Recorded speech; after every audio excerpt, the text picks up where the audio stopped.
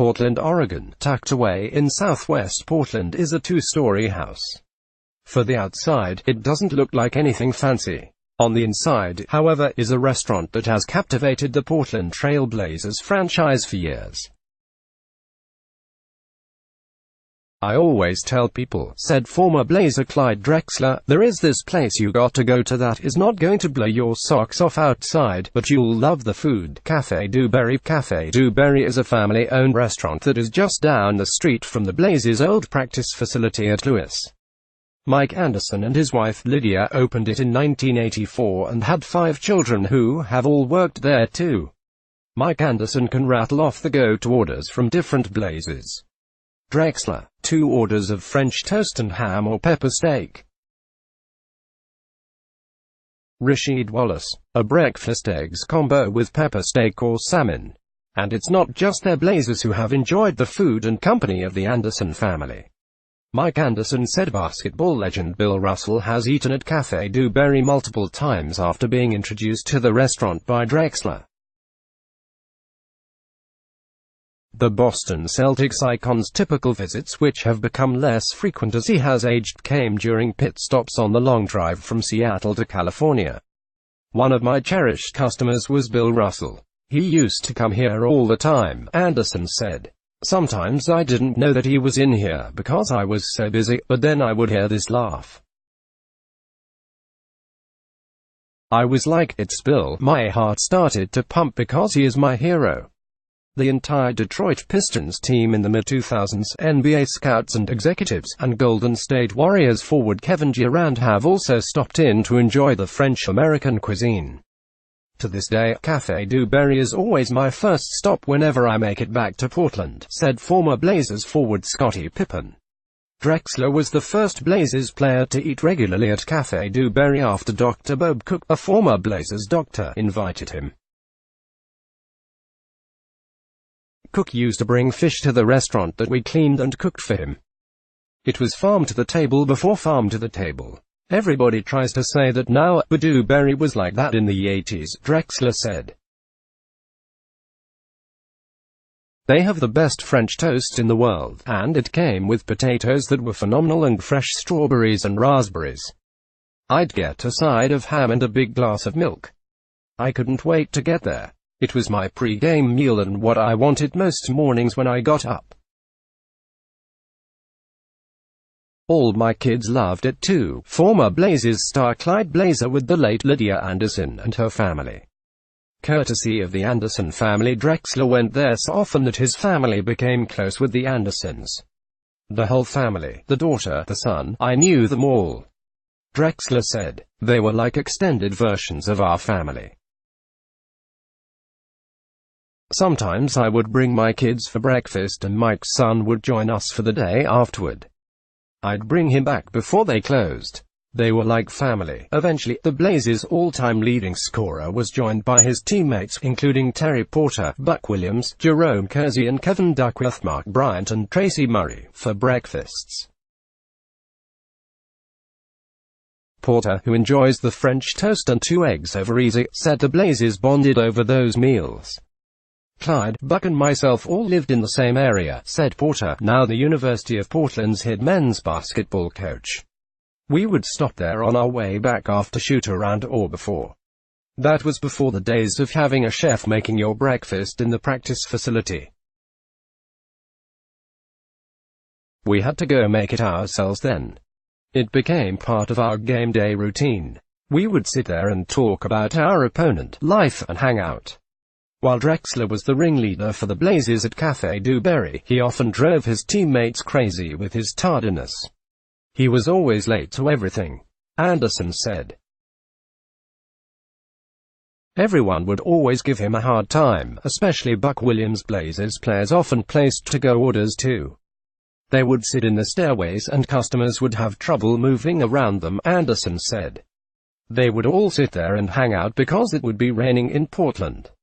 The next generation of Blazers continued to dine at Cafe Dewberry as well, including Pippen and Wallace. Everyone hated Rasheed Wallace because he wouldn't talk to the press. He'd give smart-ass answers, but he was the nicest person here. Mike Anderson said. Editor's picks. After Wallace joined the Pistons in 2004, he even persuaded his entire team to come to the restaurant during their regular season trips to Portland. Anderson said the Pistons would call ahead of time to get their orders, which included 70 orders of pepper steak and 50 orders of French toast. Their eyes are always bigger than the stomachs, Anderson said.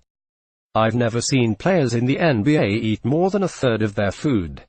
One Pistons official said head athletic trainer Arnie Kander was responsible for scheduling trips to Café du Berry on off days in Portland that included the entire team arriving at the restaurant on a team bus. We made a point to do team breakfasts there because it was a place everyone wanted to go and it created an atmosphere where everyone could bond together over a great meal, Kander said. These meals provided great opportunity for players, coaches and staff to build and strengthen relationships that translate into a stronger bond on the court as well. While Mike Anderson was the lead chef at the restaurant, Lydia Anderson was the heart and soul. It was her personality and hospitality that also attracted players to the restaurant. She recognized them. She made him feel at home. She knew the names of the children and asked about them. She also persuaded Drexler to go to her native Philippines for some speaking engagements. Wallace and former Blazers forward Gary Trent Sr., meanwhile, gave Lydia tickets regularly, her husband said. She was outgoing, always talkative. She loved to see us come in there because she was a Blazers fan. Porter said. She loved talking to us about the kids because she saw them when they were really young. She always cared about what they were doing. She would talk about our era and she loved the connection and the guys came in there to bring connection to her spot, said Pippen. Lydia was like family to me. Café du Berry changed forever after Lydia Anderson died on February 21, 2017. The restaurant stayed closed for 3 days after her death but had to reopen for financial reasons since the entire Anderson family worked there. Mike Anderson said the entire restaurant was so packed during a memorial for his wife that people couldn't get upstairs to get the food. He also said former Blazer Brian Grant attended her funeral. I am a patron who loved the food. I feel like I grew up with them. When Lydia passed, it was so sad for the community. Grant said. Said Drexler, I know how devastated the family was. They're a very close family. It was tough on Mike. Tough on the kids. Tough on the grandkids. Anytime the matriarch of the family passes, it's a huge loss for everyone. Mike Anderson said he is still telling former Blazers and patrons when they come back to the restaurant that his wife died. The 65-year-old has also shared recipes with Drexler and Pippen so they can cook his signature dishes for the children. Mike has taught me how to make most of the dishes, Drexler said. I've been in the kitchen through the years learning how to make them. Not that I remember the recipes but I did make them, said Pippen, who Anderson noted is a really good tipper. Mike even shared with me their recipe for French toast, which my kids really enjoy. Former Blazers star Brian Grant became close with the Anderson family. Courtesy of the Anderson family, Pippen recently took his son, Vanderbilt signee Scottie Pippen Jr., to the restaurant earlier this year when the latter's high school team played in Portland.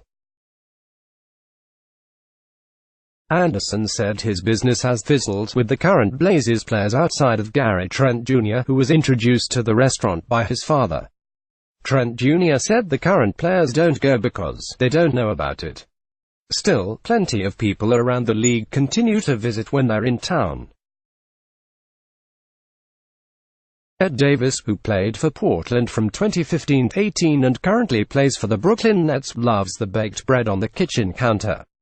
He was introduced to the restaurant by his old Memphis Grizzlies teammate Tayshaun Prince, who was introduced to it by Wallace. We got up there like 6 or 7 in the morning before shoot-around, Davis said. Prince hyped it up as a good spot that I had to try it out. It is still one of my favorite breakfast spots in the world. What's fire right now? Natasha Hastings runs down the obstacles of being a pregnant Olympic hopeful. Reed Naubuck's Malcolm Brogdon, my life passion is not basketball. It's helping people read now. Baseball keeps losing African American talent because the game isn't fun. Read now. Drexler said the new Blazers are missing out. Even to this day when I'm in Portland, it is one of the best places to go to. Drexler said, you go there to see Mike and his family, but the food is always the best. It's so good. If they're not going, they are missing the boat. Mark J. Spears is the senior NBA writer for The Undefeated. He used to be able to dunk on you, but he hasn't been able to in years and his knees still hurt. Let's block ads. Why?